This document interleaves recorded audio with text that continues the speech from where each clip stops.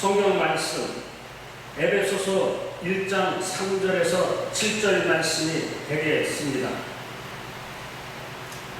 찬송하리로다.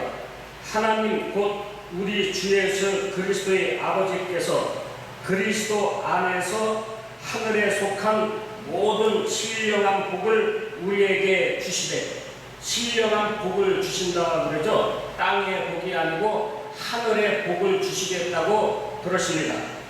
곧 창세 전에 그리스도 안에서 우리를 택하사 우리로 사랑 안에서 그 앞에 거룩하고 흠이 없게 하시려고 그 기쁘신 뜻대로 우리를 예정하사 예수 그리스도로 말미암아 자기의 아들들이 되게 하셨으니, 이는 그가 사랑하시는 자 안에서 우리에게 거저 주시는 바 그의 은혜의 영광을 찬송하게 하려는 것이라. 11절 모든 일을 그의 뜻의 결정대로 일하시는 이의 계획을 따라 우리가 예정을 입어 그 안에서 기업이 되셨느니라. 11절 다시 한번 읽어 드릴게요. 모든 일을 그의 뜻의 결정대로 하나님 뜻대로 하시겠다는 말씀이 되겠죠. 제가 이 방송을 통해서 창세전 언약, 맨 처음에 창세전 언약이라는 이 제목을 가지고 설교를 했습니다. 그리고 예정된 구원의 제목을 가지고 설교를 했어요. 요즘의 기독교, 우리나라의 기독교, 그러니까 교회에 다니는 사람들, 성도라고 그러죠. 성도. 이 많은 분들의 그 기독교 구원관이 너무나 혼잡스러운 것을 저는 한 책을 통해서 또한 방송을 통해서 알게 됐습니다. 우리나라 기독교에는 여러 종파가 있죠. 장로교, 성결교, 침례교, 하나님의 성회, 또 뭐 있죠? 하여튼 여러 가지 성공에 여러 가지 종파가 있는데 각각 다 구원감이 틀려요. 아니, 이 성경책은 똑같은 하나의 책 66권으로 되어 있는데 왜들 이렇게 구원감이 다 다르는지 참 이해하기가 저는 지금 그렇습니다. 참 오묘하죠. 그래서 오늘의 이 제목도 창세 전의 언약, 하나님이 왜 창세 전에 하나님의 택한 자녀들을 구원해 주시려고 예정해 놓으셨는가? 이 성경 말씀을 통해서 성경 말씀 여러 곳에 하나님께서 기록을 해 놓으셨습니다.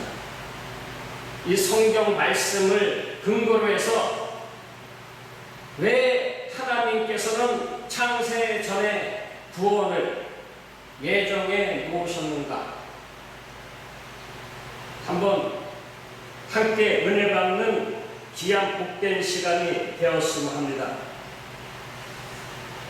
제일 구원감에 관해서 제일 우려되는 것이 무엇이냐? 성경에 보면은 행한 대로 갚아주신다, 이런 말씀들이 한 대여섯 군데 있습니다.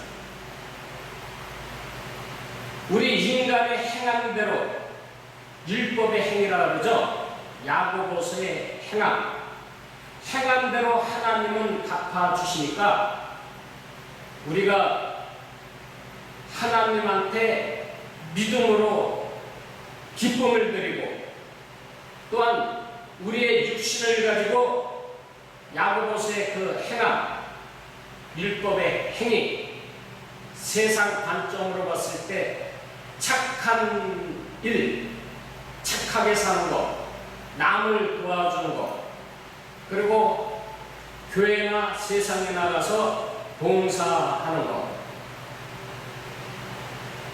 요한복음 1장에 보면은 빛과 사명, 빛의 사명, 소금의 사명을 열심히 해서 하나님 아버지 앞에 상을 받는다. 그래서 좋은 일 많이 한 사람은 많은 상을 받고 적게 한 사람들은 적은 상을 받는다.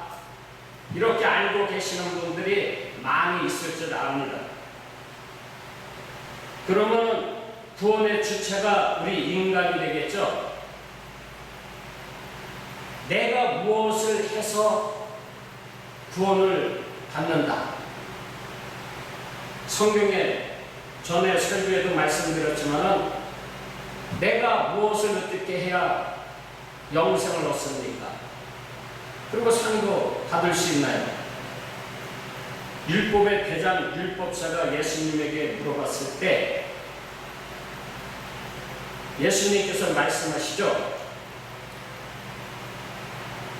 하나님을 사랑하고 내 이웃을 사랑해. 이렇게 말씀을 하십니다. 그 율법사는 그 말씀을 액면 그대로 받아들였겠죠? 그럼 내 이웃이 누굽니까? 여러분, 내 이웃이 과연 누구죠? 옆집 사는 각씨가 내 이웃인가? 아니면 김씨, 이씨, 내 부인, 내 남편? 가난하게 사는 자들, 우리 동네에 좀 광범위하죠? 자, 내 이웃은 우리 예수님이 되겠죠? 이 성경 전체의 맥을 이렇게 알게 되면은 내 이웃은 우리 예수님이 되시는구나 이렇게 깨달을 수가 있습니다. 로마서 8장 30절에 보니까 하나님께서는 이미 정하신 사람들을 부르셨다 그러십니다. 그리고 또한 부르신 자들을 의롭다 하시고, 그러면은 하나님께서 이미 창세 전에 정하신 사람들을 부르시고 그 부르신 사람들을 의롭다 칭했을 때 그 가운데 무엇이 있겠습니까? 예수님의 십자가죠. 예수님의 십자가의 피 때문에 의롭다 여겨주시는 것이죠. 그리고 의롭다 칭함을 받은 사람들을 영화롭게 하셨느니라 이렇게 기록이 되어 있습니다. 영화롭게 하셨다. 가나안 땅에 입성한 것이 되겠죠. 곧 새하늘과 새 땅에 들어갔다는 얘기가 됩니다.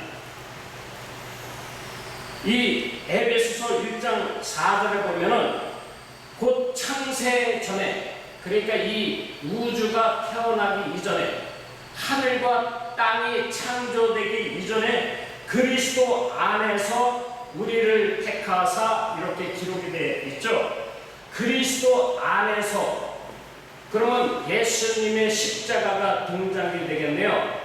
그리스도 안에서 우리를 택해 주셨기 때문에 그러면은 예수님의 십자가가 등장을 하게 되는데 그 앞에 죄인들이 있어야 되겠죠.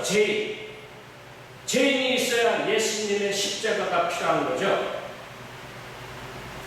창세전에 그리스도 안에서 하나님의 백성들을 택했다 그럽니다. 자, 에레미야 1장을 보면은 하나님이 에레미야 선지자 앞에 나타나셔서 말씀을 하십니다. 에레미야야, 내가 너를 모태에서 짓기 전에 내가 너를 알았고 너를 열방의 선지자로 복음을 선포할 선지자로 내가 택했다 이렇게 말씀하고 계십니다. 이 말씀이 무엇이냐? 창세 전에 에레미야를 열방의 선지자, 복음을 증거할 선지자로 택겠다는 얘기가 되겠죠. 창세 전 어린 양의 그 생명층에 농명이 돼 있는 에레미야라는 그 이름이 그 생명책에 농명이 돼 있기 때문에 하나님께서는 그를 하나님의 자녀 또한 복음을 증거할 열방의 선지자로 택했다고 그러십니다. 또 성경 로마서 9장에 보니까 로마서 9장 10절서부터 제가 읽어드리겠습니다. 그뿐 아니라 또한 리브가가 이삭의 아내죠. 리브가가 그 자식들이 아직 나지도 아니하고 야곱과 에서를 말하고 있습니다. 무슨 선이나 악을 행하지 아니한 때 야곱과 에서는 어머니 뱃속에서 아무것도 안 했습니다. 착한 일도 안 하고 악한 짓도 안 했어요. 때의 택하심을 따라 되는 하나님의 뜻이 행위로 말미암지 않고 오직 부르시는 이로 말미암에 서게 하사 그런즉 원하는 자로 말미암음도 아니요 다른 박질 하는 자로 말미암음도 아니고 오직 긍휼히 여기시는 하나님으로 말미암았다. 이렇게 기록이 되어 있습니다.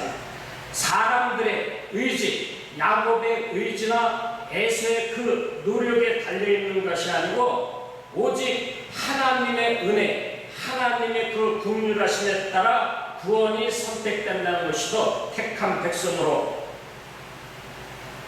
사도 바울이 이렇게 청중들 앞에서 설교를 했을 때 구원에 관해서 듣는 청중들이 이렇게 반문을 합니다. 사도 바울에게. 그런 법이 어디 있느냐? 전능하신 하나님, 사랑의 하나님이 그럴 수가 있냐? 그러니까 사도 바울이 이렇게 다시 설교를 합니다. 이 사람아, 내가 누구에게 감히 하나님께 반문을 하느냐? 말대답을 하느냐? 이 뜻이죠.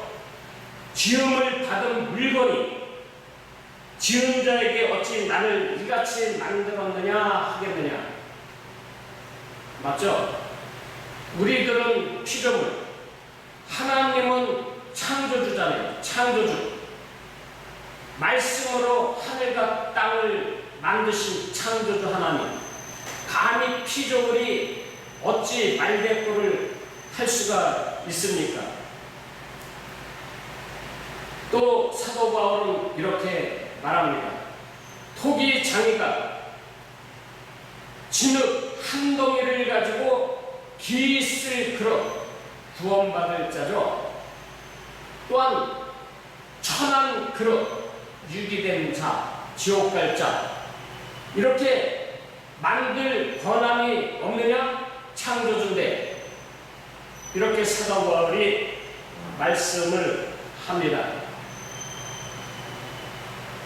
이러고 본데 전능하신 하나님 마음대로 천국 갈 사람, 지옥 갈 사람들을 창조하신다는 것이 되겠죠.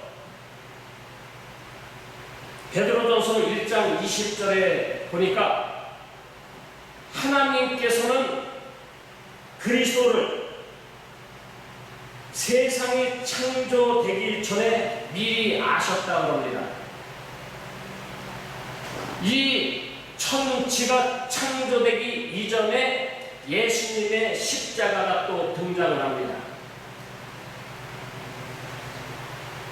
그 예수님은 이 마지막 때 너희들에게 나타내신 바 되었다. 이렇게 기록을 하고 있습니다.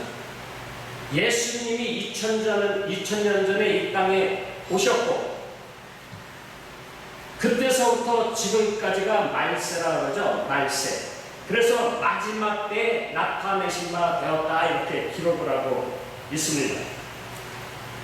자, 성경 말씀 일꾼들을 이렇게 창세 전에 그 하나님의 언약, 구원에 관한 말씀을 찾아서 이렇게 들었는데, 이로 보건대 하나님께서 하나님의 자녀들을 창세 전에 미리 예정해 놓으신 것이 맞죠? 확실하잖아요.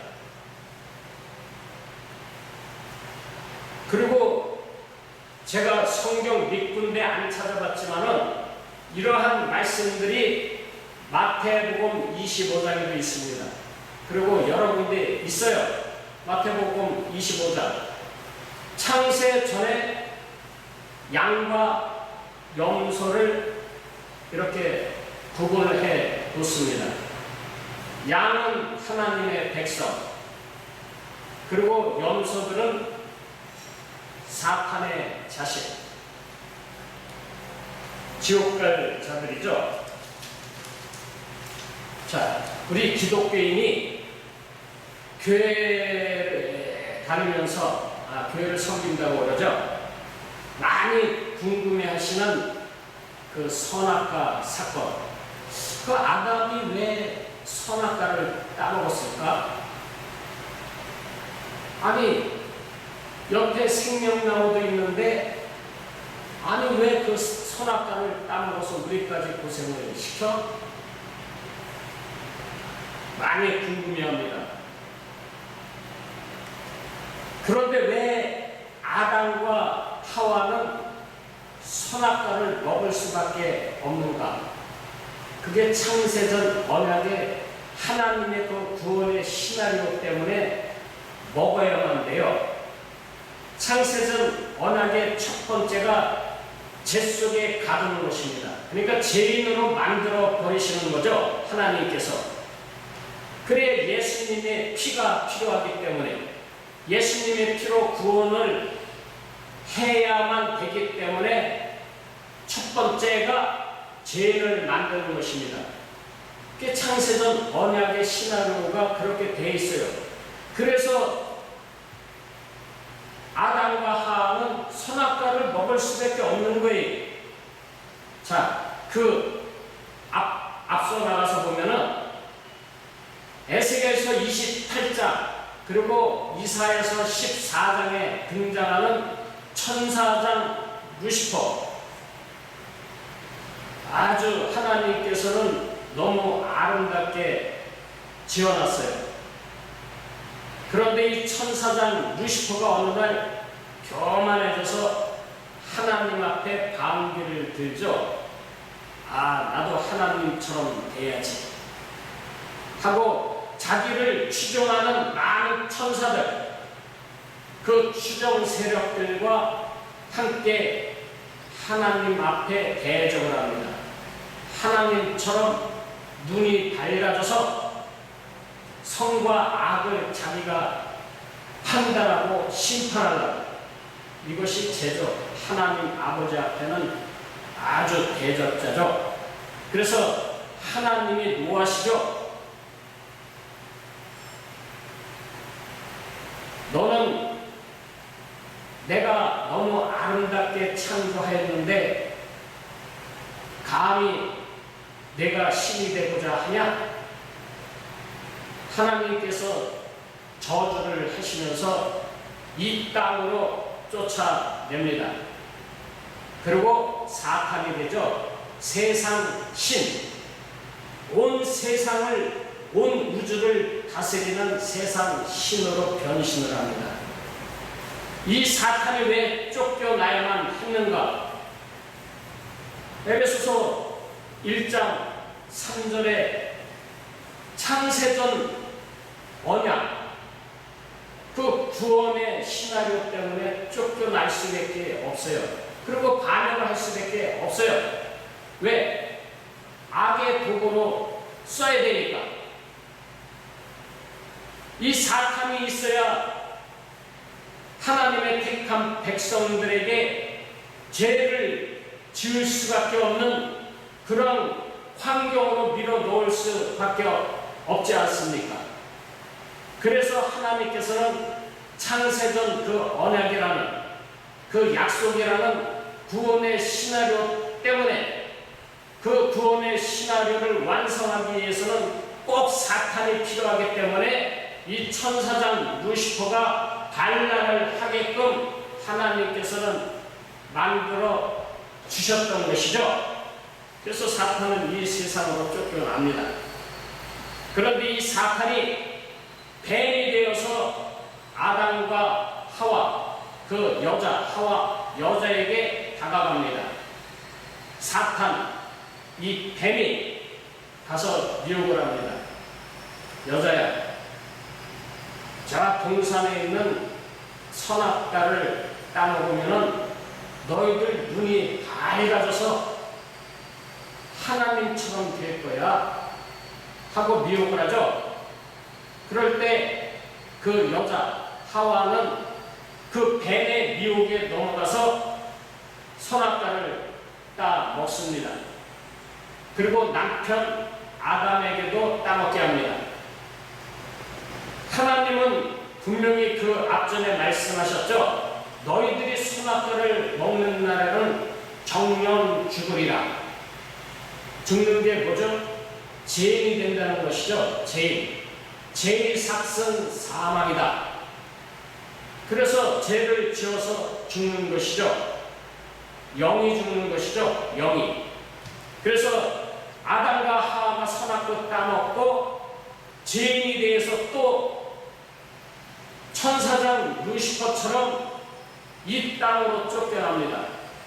왜 쫓겨나죠? 그게 에베소서 1장에 창세전 언약 때문에 쫓겨날 수밖에 없는 것이죠. 그래서 아담과 하와는 그 창세전 언약이라는 그 시나리오 때문에 선악과를 먹을 수밖에 없는 거예요. 안 먹으면 안 되는 것이죠. 선악과 먹고 죄인이 돼야만이 하나님의 그 구원의 시나리오대로 구원의 완성이 이루어지기 때문에 선악과를 따먹고 죄인이 됩니다.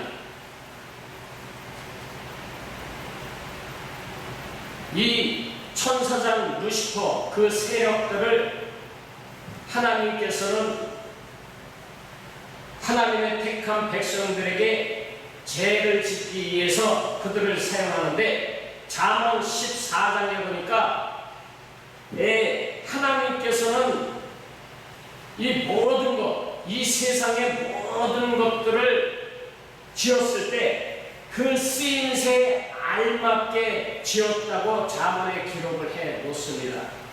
악인도 악한 날에 알맞게 내가 쓰기 위해서 창조를 했다 그러십니다. 그러면 이 사탄이 분명히 악의 도구로 하나님께서 쓰시려고 창조를 했네요. 창세전 언약을 보면은 그렇게 되어 있죠. 그 그림 자체가.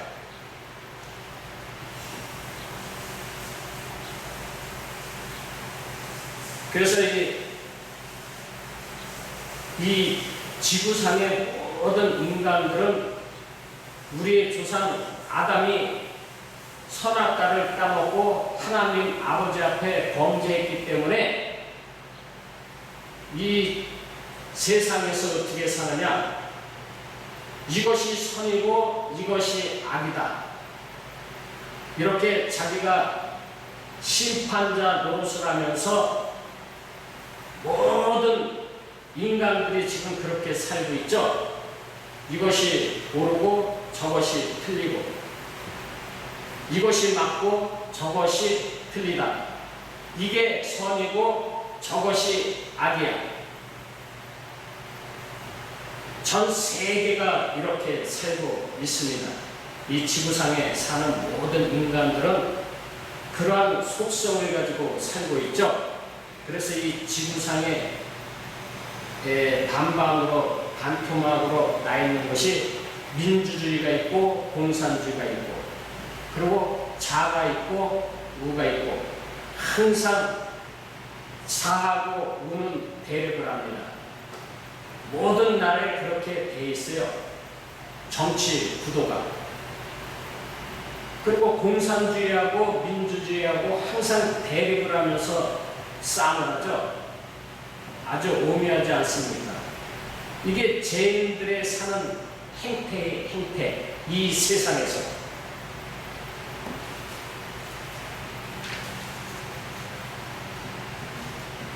그 창세전 그 언약, 그 창세전 언약이라는 것이 이제는 쭉 밑으로 흘러서 창세기 15장에 보니까 믿음의 조상 아브라함에게로 이제 건너갑니다. 그 창세전 언약이 믿음의 조상 아브라함에게로 넘어가죠. 하나님이 믿음의 조상 아브라함 그 앞에 나타나셔서 이렇게 말씀을 하고 계십니다. 아브라함아, 이제 네 자손들이 이방에 객이 돼서 400년 동안 종살이 하다가 그 후에는 내가 건져내겠다 하고 아브라함에게 약속을 합니다. 언약이죠, 언약. 이 창세전의 그 언약이 믿음의 조상 아브라함에게로 넘어갑니다. 하나님의 그 택한 백성들이 이방의 객이 되겠대요. 먼저 애굽이죠, 애굽. 지금 이 세상 창세전 언약의 그 1순위가 제 속에 가둬서 죄를 만들어 버리는 것입니다. 이스라엘 백성들, 하나님의 자녀들이 이방으로 가서 먼저 죄인이 되는 것이죠. 그러고 나서 400년 후에 어린 양의 피를 발라서 홍해를 건너 광야로 출애굽을 시킵니다. 이게 창세 전의 언약이죠. 먼저 제 속에 가다 놓고 예수님의 피로 구원시켜 주시는 것. 이게 창세 전 언약이란 말입니다. 하나님의 예정.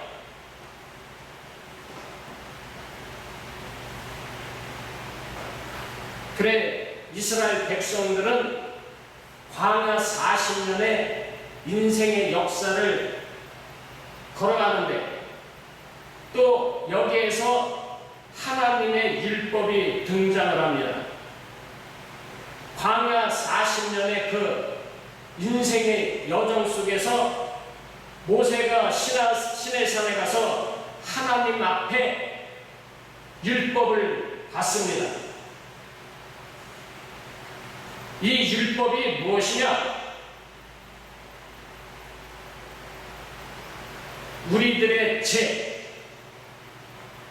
너희들은 내가 이 율법 10계명을 너희들에게 주었지만은 너희들은 이 율법을 지킬 수가 없어.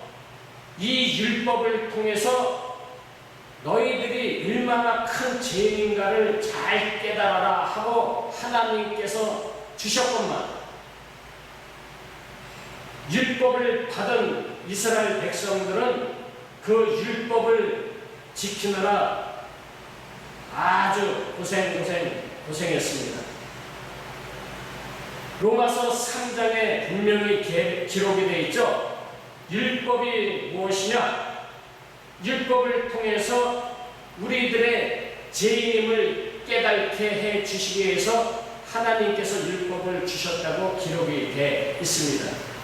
자, 이 율법은 성경을 통해서 우리가 배웠지만 제 속에 먼저 가두는 것입니다.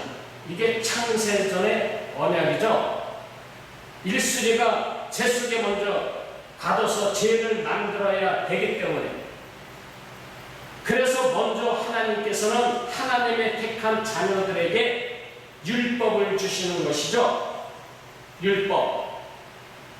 그래서 율법을 통해서 죄인임을 깨닫게 해 주시는 것입니다. 그리고 나서 하나님의 은혜, 하나님의 때가 되면은 은혜의 아들로 만들어 주시죠.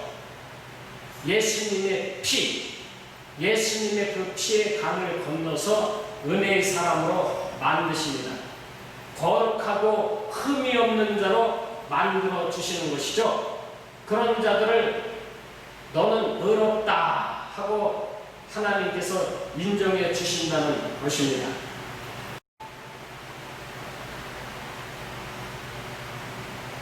제가 지금까지 성경 말씀을 통해서 하나님의 그 창세 전의 구원에 관한 언약, 하나님의 택한 자녀들은 이렇게 해서 내가 구원해 낼 것이다 하고 그 예정된 구원, 이런 내용으로 제가 설교를 했어요. 창세전 하나님의 예정된 구원이 자명하죠.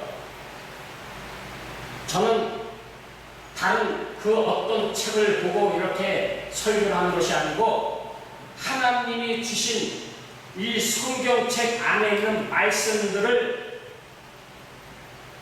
통해서 하나님의 그 예정된 구원에 관해서 설교를 했어요.